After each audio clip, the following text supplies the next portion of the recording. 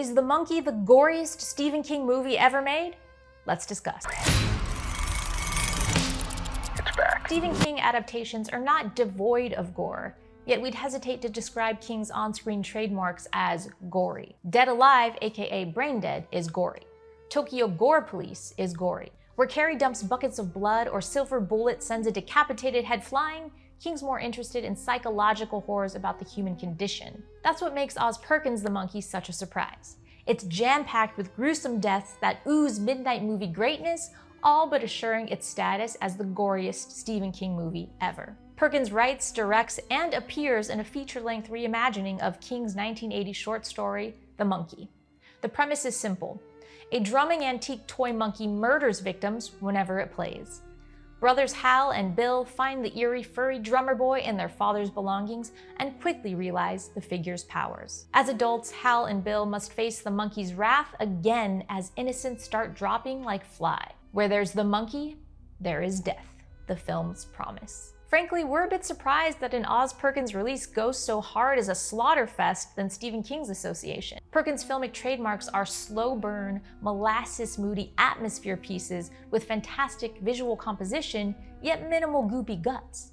The Black Coat's Daughter, I Am the Pretty Thing That Lives in the House, and Gretel and Hansel can be classified by their lingering dread. Last year's Longlegs has that headshot, maggot corpses, and Nicolas Cage's facial deconstruction, but it's still more of a dreadful supernatural police thriller. Perkins is a purveyor of rotten vibes who asks his audiences to be patient. Until now. If you didn't already know The Monkey was an Oz Perkins film, he'd probably be your 75th guess. Where has this Oz Perkins been hiding? The one we haven't seen since he became a zombie and held severed heads in the hick-hop horror musical Dead and Breakfast. This is Perkins doing Final Destination or Wes Craven, seamlessly transitioning into the hack-em-up filmmaker role who splatters people's insides while making us laugh. This is a wonderful turn from Oz Perkins, many people saying it's their favorite he's done so far. A sense of humor and butcher's touch are mighty weapons for Anthony Perkins' son. There's still plenty of 2025 left and a mountain of upcoming horror releases. That said, The Monkey is well positioned to be in the goriest horror movie of the year conversation once December rolls around. The Monkey is not messing around when it comes to gratuitous violence. Matt Donato curates the list of the year's best kills for Fangoria magazine, and according to him, there is a 99.9% chance a specific death from the monkey lands in his top 3. It'd have to be a miraculous bounty of horror movie demises to push a very explodey fatality from the monkey into the bottom half of that list. So trust that the praise is studied and warranted. Whether deadly or not, King adaptations have no shortage of standout brutality. A cop takes a corn cob to the spine in Sleepwalkers. Judd Crandall takes a knife to the Achilles and then has his throat bitten open in Pet Sematary. There's pie gore in Thinner, rat bat gore in Graveyard Shift, and all other flavors from King's imagination. But the films themselves aren't typically front-to-back showcases for practical effects warehouses when offing characters. That's where The Monkey is different. Once the first execution pops, the fun don't stop. Perkins hits the ground running in the very first scene and does not cease the carnage until the credits roll, right after a multi-person kill that takes us out with the same vile attitude that welcomes viewers. We mentioned Final Destination because The Monkey has that same milestone architecture built around key death scenes. The monkey itself operates as death even. Once Mr. Monkey's arm raises, the drumstick twirls, and he strikes his instrument, we know someone's about to die.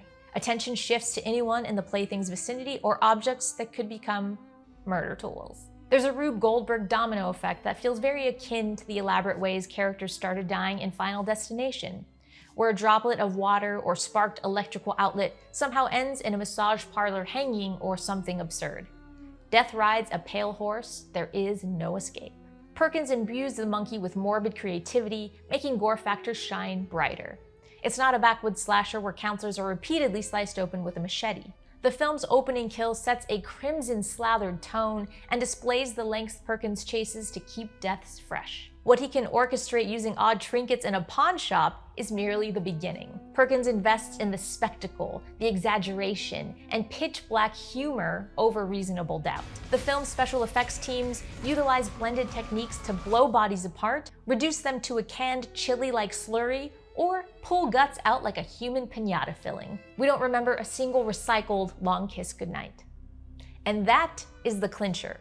No other Stephen King adaptation dedicates its narrative meat to a daylight reel of kills that becomes the film's calling card. King's literature makes for compelling societal inquisitions that pry into humanity's quirks or possible downfalls. Think Misery, Cell, 1408. They're also supernaturally focused, from It to The Shining and countless others, where Georgie's sewer encounter with Pennywise is like a shark luring in a tasty snack. The rest of the film is not a ferocious creature feature. The monkey is built differently, which makes it an easy contender for the Goriest King adaptation. If there's a gorier Stephen King adaptation, it's momentarily escaped our memory. The monkey goes for the jugular regarding graphic bloodshed and does not disappoint. We didn't have ultra-gory Oz Perkins Stephen King adaptation on our 2025 horror bingo card, yet here we are. And that is the magic of the horror genre and why we don't pigeonhole filmmakers who've developed trademark voices. Judging Perkins' past projects, he'd be among the last talents to helm a darkly comedic midnighter with bite. Instead, Perkins adds to his arsenal of directorial capabilities. If you want gallons of red bodily juices, The Monkey will quench your thirst 10 times over. You can read this original article and more on Fangoria.com. Until next time, you gorgeous, glorious creeps,